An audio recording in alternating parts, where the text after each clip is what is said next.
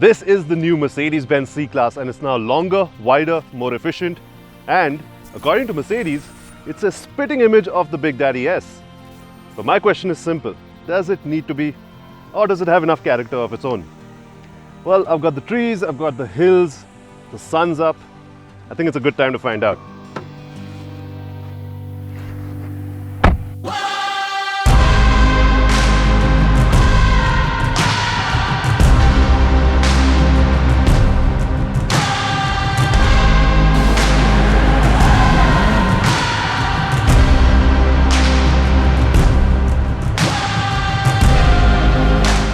Now, if you've been around anywhere near a new Mercedes in the recent past, you're going to find the cabin of the new C-Class all too familiar. Now, usually that's not so good news, but in this case, it's an exception.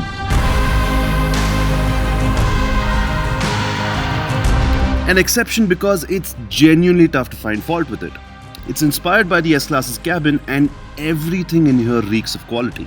The gorgeous steering wheel design, the massive touchscreen interface in the middle, the intricately crafted circular vents, they all point to something special. Of course, there's also a brilliant Burmester sound system, a panoramic sunroof, a number of remote control additions through the Mercedes Me app, and a ton more in terms of features and tech. What's also a nice touch is that the C-Class gets a fingerprint-based biometric authentication. So you set it up, allow it to learn your voice, and all your preferred settings will be toggled the moment you tell the car that you're in the driver's seat. Hey Mercedes. How may I help you?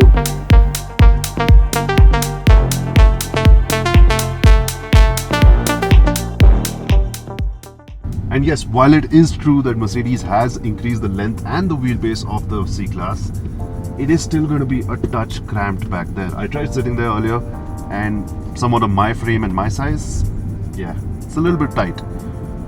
At the same time, the entire picture changes if you're considering being chauffeur driven. But you get my gist.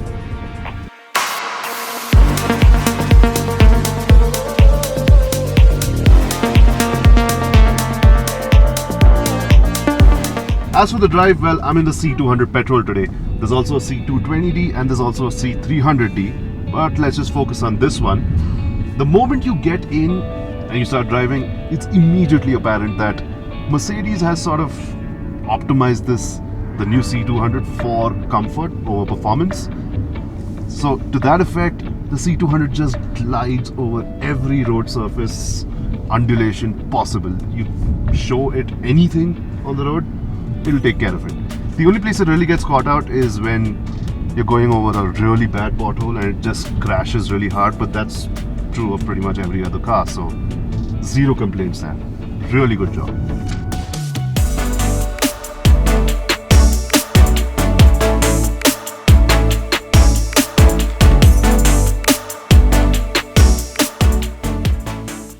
And that's a great thing for around 95% of the buyers, I think. The sheer luxury and opulence on display in the new C-Class makes it a car that's all about getting to point B in utter comfort and refined elegance. And the C does that with aplomb. Even the gearbox does its work in the most quiet, refined and dignified manner possible. Shifts aren't lightning quick.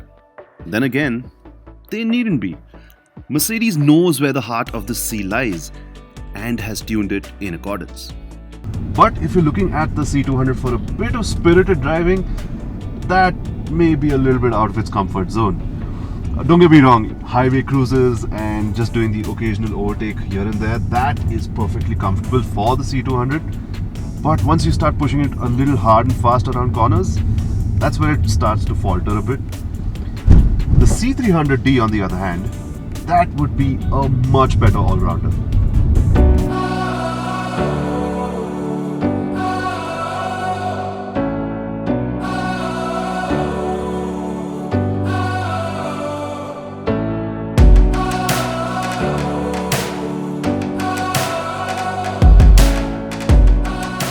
The thing about walking in the S-Class's steps is that there's a lot to live up to.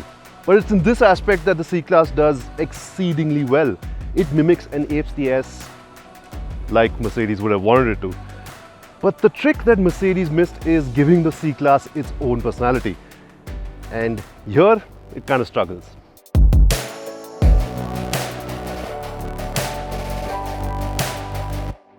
But it's not that big a concern. Yes, from a personal standpoint, I would have liked the C-Class to be a little bit more differentiated from other Mercedeses. Then again, saying you're all too familiar with an S-Class, I've heard worse insults. As always, thank you for watching. This is Forbes India Momentum. I'm Ronak. I'll see you on the next one.